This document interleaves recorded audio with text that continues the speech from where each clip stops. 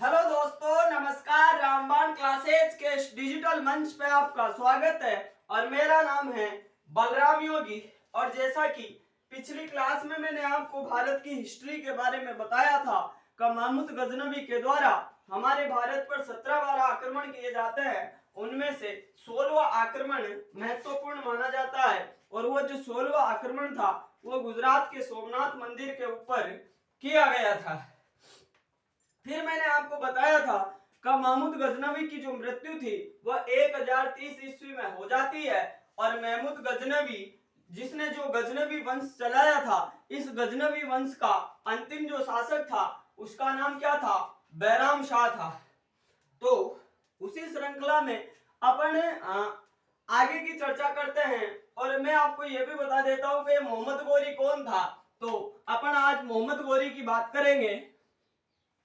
मोहम्मद गोरी मोहम्मद गोरी मोहम्मद गोरी तो इस मोहम्मद गोरी के द्वारा सबसे पहले 1175 में मुल्तान पर आक्रमण किया गया या मुल्तान के ऊपर अधिकार कर लिया गया था। तो इसने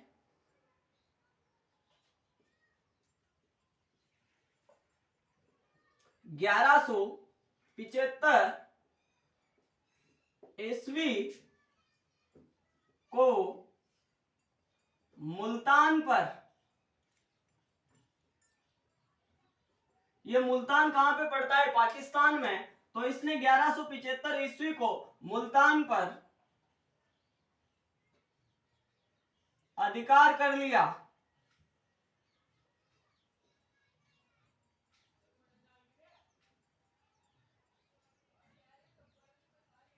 ग्यारह सौ पिछहत्तर में इस मोहम्मद गोरी के द्वारा मुल्तान के ऊपर अधिकार कर लिया जाता है और इस मोहम्मद गोरी के द्वारा ही आगे 1178 ईस्वी में एक आक्रमण किया जाता है। तो मैं उसको भी बता देता हूं। 1178 ईस्वी का गोरी का आक्रमण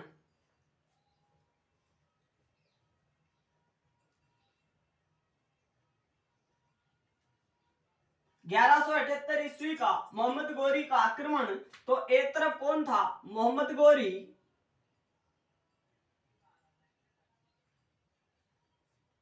एक तरफ कौन? मोहम्मद गोरी। और दूसरी तरफ अपन बात करें तो गुजरात के एक शासक आते हैं। गुजरात के जो शासक थे भारत में, गुजरात, इस गुजरात के शासक का क्या नाम था? तो गुजरात के अगर अपन शासक की बात करें तो इन शासक का जो नाम था वो क्या था? तो आप बताओगे कसाब भीमदेव सेकंड।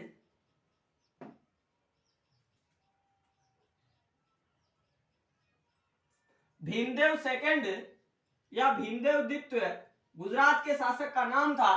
तो इस भीमदेव सेकंड की जो अगर अपन संरक्षिका की बात करें, क्योंकि यहां से आपको अजमेर सांबर से भी एक प्रश्न देखने को मिलता है। जैसे मैंने आपको जब अजमेर सांबर के चौहान पढ़ाए थे तो उस समय आपको यह बताया था कि जो पृथ्वीराज चौहान थर्ड था, जो पृथ्वीराज चौहान तृतीय था, इसका संरक्षक इसकी माता कर्पूरी देवी को माना जाता था या इसकी जो संरक्षक थी वो इनकी माता कर्पूरी देवी थी।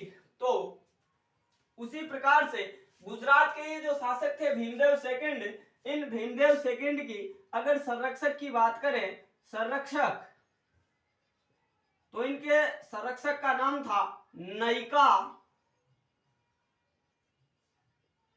देवी, जो क्या थी? इनकी माता थी। नयिका देवी इस गुजरात के शासक भीमदेव सेकंड की क्या थी? संरक्षिका थी।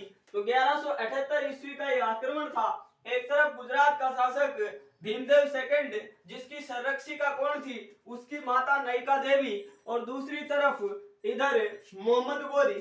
तो दोनों के बीच में युद्ध होता है और युद्ध में यह जो मोहम्मद गोरी था, दोनों के बीच में क्या हुआ? युद्ध हुआ। और युद्ध में इस गोरी को क्या करना पड़ा, हार का सामना करना पड़ा। और ये जो भीमदेव सेकंड था ये इस युद्ध में क्या रहता है, विजयी रहता है।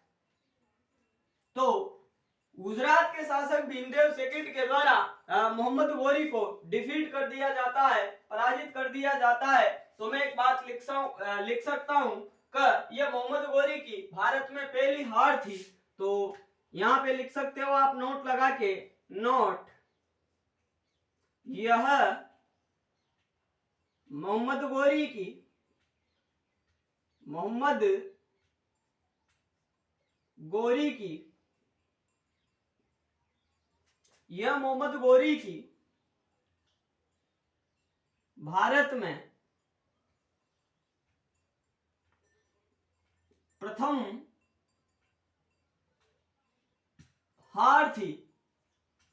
यानी गुजरात के शासक भीमदेव सेकंड के द्वारा जो गोरी को पराजित किया गया, मोहम्मद गोरी को जो पराजित किया गया, यह मोहम्मद गोरी पहली बार इस भारत पर अटैक के दौरान युद्ध में पराजित हुआ था। तो अगर आपसे पूछे कि मोहम्मद गोरी को पहली बार भारत में डिफीट करने वाला शासक कौन था, तो आपका सीधा सा आंसर बनेगा गुजरात का शासक भीमदेव सेकंड। अब आगे इस मोहम्मद गोरी के द्वारा कहां-कहां पे अटैक किए गए उनकी भी अपन चर्चा कर लेते हैं। तो इस मोहम्मद गोरी ने, मैं स्टार लगा के यहां पे लिख देता हूं, इसने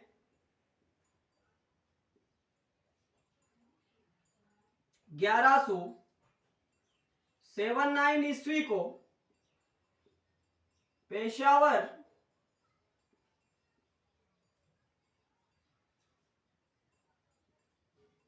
पर आक्रमण कर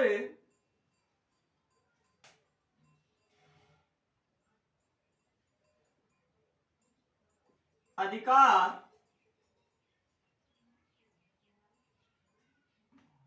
कर लिया। यानी 1179 में इसने पेशावर पर अटैक करके पेशावर पर अधिकार कर लिया था। आगे अगर अपन बात करें तो इसने 1181 ईस्वी में लाहौर पर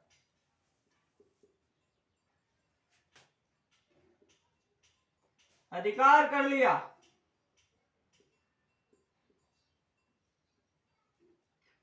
किस पर अधिकार कर लिया, लाहौर पर अधिकार कर लिया। और कब किया, 1181 ईस्वी को। और 1178 में इसने भटिंडा पे भी अधिकार कर लिया था। इसने 1178 ईस्वी को भटिंडा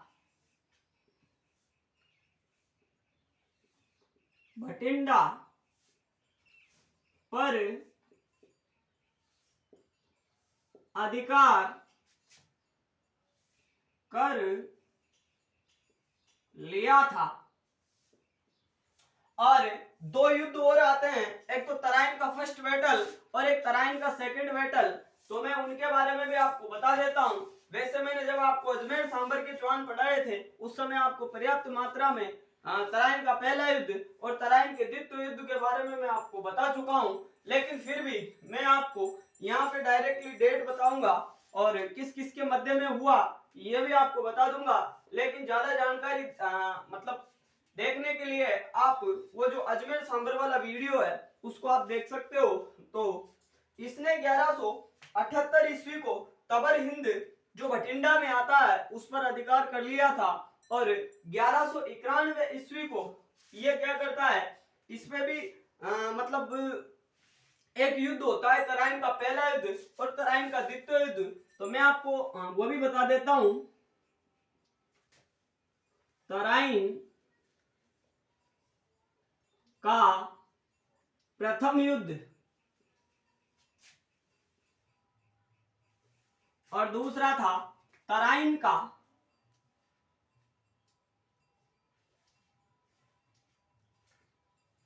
सेकेंड युद्ध।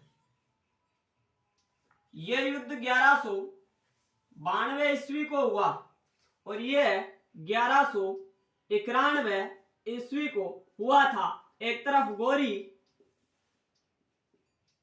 और दूसरी तरफ पृथ्वीराज चौहान तृतीय, और इधर वही गोरी और यहां पे वही पृथ्वीराज चौहान थर्ड।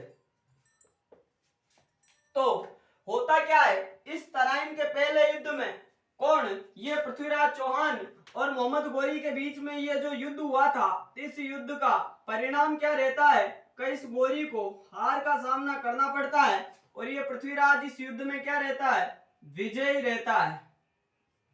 अब देखो मैं ये आपको ये बताना चाहता हूं, क्योंकि तराइन का जो पहला युद्ध हुआ था, इस तराइन के पहले युद्ध में दिल्ली के गवर्नर गोविंदराज तोमर के द्वारा भी इस पृथ्वीराज चौहान तृतीय का साथ दिया गया था। उसके अलावा चामुंडराय खांडे राय भी इसके प्रधान सेनापति रहे थे और लगभग भारत के किसी भी शासक के द्वारा इस मोहम्मद गोरी का साथ नहीं दिया गया था। परिणाम स्वरूप पृथ्वीराज चौहान इस तराइन के पहले युद्ध में विजयी रहता है। लेकिन जैसे मैंने पहले आपको जब अजमेर पढ़ाया था उस समय आपको बताया था कि जो पृथ्वीराज चौहान था ये कन्नौज के शासक जयचंद्र गेडवाल की पुत्री संयोगिता के साथ में क्या कर लेता है, गंधर्व विवाह अर्थात प्रेम विवाह कर लिया जाता है। और इसी पृथ्वीराज चौहान के द्वारा क्या होता है, जो आबू की राजकुमारी थी, माउंट आबू सिरोही की जो राजकुमारी थी जिसका नाम था इक्षिणी देवी या जिनको अपन इक्षिणी रानी के नाम से जानते हैं, तो उस इक्षिणी रानी के साथ भी इस पृथ्वीराज चौहान के द्वारा क्या कर लिया जाता है, विवाह कर लिया जाता है। और जो गुजरात का शासक था भीमदेव सेकंड, वो भीमदेव सेकंड भी क्या करता था, वो जो माउंट आबू की रानी थी कौन, इक्षिणी देवी, उसको चाहता था। तो भीमदेव सेकंड ये चाहता था कि साहब इस माउंट आबू की रानी के साथ मेरा विवाह हो जाए, लेकिन बीच में ही पृथ्वीराज चौहान उससे क्या कर लेता है, शादी। इसी वजह से जो गुजरात का शासक था भीमदेव सेकंड, वो इस पृथ्वीराज चौहान से नाराज हो जाता है और पृथ्वीराज चौहान से नाराज होने के बाद में जो ये तराइन का सेकंड बैटल हुआ था, इसमें इस मोहम्मद गोरी का साथ किसने दिया, उस भीमदेव सेकंड ने इसका साथ दिया। भीमदेव सेकंड जिनकी संरक्षक कौन थी, नायिका देवी थी, यानी गुजरात के शासक भीमदेव सेकंड के द्वारा इस तराइन के सेकंड बैटल में इस मोहम्मद गोरी का साथ दिया जाता है और परिणाम स्वरूप इस युद्ध में होता क्या है, इस युद्ध में होता क्या है, इस पृथ्वीराज चौहान को हार का सामना करना पड़ता है और ये भीमदेव सेकंड और ये गोरी क्या होता है, इस युद्ध में विजयी रहता है। तो ये थी मोहम्मद गोरी के बारे में जानकारी। और फिर मोहम्मद गोरी क्या करता है, जैसे ही पृथ्वीराज चौहान तृतीय को पराजित करता है और भारत का शासक बनता है, तो यहाँ का मामला वो कुतुबुद्दीन ऐबक को सौंपकर स्वयं कहां पे चला जाता है, गजनी अफगानिस्तान में चला जाता है। और इस प्रकार अब दिल्ली सल्तनत की शुरुआत हो जाती है और दिल्ली सल्तनत का संस्थापक और गुलाम वंश का संस्थापक कौन था, कुतुबुद्दीन ऐबक। तो मैं ये कहना चाहता हूं कि इस तराइन के सेकंड बैटल के बाद में ये जो मोहम्मद गोरी था, यह भारत का प्रशासनिक अधिकारी कुतुबुद्दीन ऐबक को बनाकर स्वयं कहां चला जाता है, गजनी अफगानिस्तान में चला जाता है। तो जो कुतुबुद्दीन ऐबक था वो गुलाम वंश का शासक, गुलाम वंश से था। तो कुतुबुद्दीन ऐबक के द्वारा दिल्ली सल्तनत और गुलाम वंश को स्टेब्लिश किया जाता है। तो अपनी जो अगली क्लास होगी वह दिल्ली सल्तनत या अपन गुलाम वंश से संबंधित वो क्लास लेंगे। तो एक बार फिर मैं आपको बता देता हूं मोहम्मद गोरी के बारे में। तो मोहम्मद गोरी 1175 को मुल्तान पर अधिकार कर लिया गया। 1178 ईस्वी का आक्रमण मोहम्मद गोरी एक तरफ और दूसरी तरफ गुजरात का शासक भीमदेव सेकंड यानी भीमदेव सेकंड के द्वारा गोरी को डिफीट कर दिया जाता है और मोहम्मद गोरी की यह भारत में पहली हार थी। आगे देखें तो इसने 1179 में पेशावर पर आक्रमण कर लिया, आक्रमण कर अधिकार कर लिया।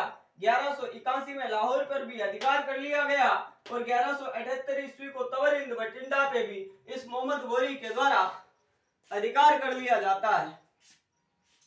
आगे तराइन का पहला युद्ध 1191 को परिणाम क्या रहा? मोहम्मद गोरी इस युद्ध में हार जाता है और पृथ्वीराज चौहान इस युद्ध में विजयी रहता है। फिर तराइन का सेकंड बैटल हुआ 1192 को, तो एक तरफ पृथ्वीराज चौहान तृतीय और दूसरी तरफ मोहम्मद गोरी और इनके साथ में भारत के जो गुजरात के शासक थे भीमदेव सेकंड। इस भीमदेव सेकंड साथ को किसका दे रहे थे? इस गोरी का। तो युद्ध का परिणाम क्या रहा? साहब पृथ्वीराज चौहान को पराजय का मुंह देखना पड़ा और यह जो मोहम्मद गोरी था यह भारत में ऐबक यानी अपने गुलाम कुतुबुद्दीन ऐबक को छोड़कर चला जाता है। यानी जो ये ऐबक था इसको भारत का प्रशासनिक अधिकारी बना के चला जाता है। कौन? मोहम्मद गोरी। और मोहम्मद गोरी वापस कहां पे चला जाता है? गजनी अफगानिस्तान में चला जाता है। और फिर होता क्या है, जो ये कुतुबुद्दीन ऐबक थे ये गुलाम वंश के संस्थापक बनते हैं और दिल्ली सल्तनत के संस्थापक भी वही कुतुबुद्दीन ऐबक बनते हैं, जिनके द्वारा 2.5 दिन के झोंपड़े का निर्माण करवाया गया था। तो अपनी जो अगली क्लास होगी वो गुलाम वंश या कुतुबुद्दीन ऐबक से संबंधित होगी। तो आप इनको अच्छे से नोट आउट कर सकते हैं और जो भी स्टोरी मैंने आपको कहानी के टाइप में जो बताने का प्रयास किया है आप उसको समझने का प्रयास करना और एक कहानी के माध्यम से ही आप हिस्ट्री को याद कर सकते हो। अन्यथा इसको याद करना थोड़ा मुश्किल है, हालांकि नामुमकिन तो नहीं है, लेकिन फिर भी आप इनको याद करने का प्रयास करना। तो आज की अपनी इस क्लास को अपन यहीं पे विराम देंगे। तो आज की क्लास और अभी के लिए इतना ही। धन्यवाद। आपका दिन शुभ हो।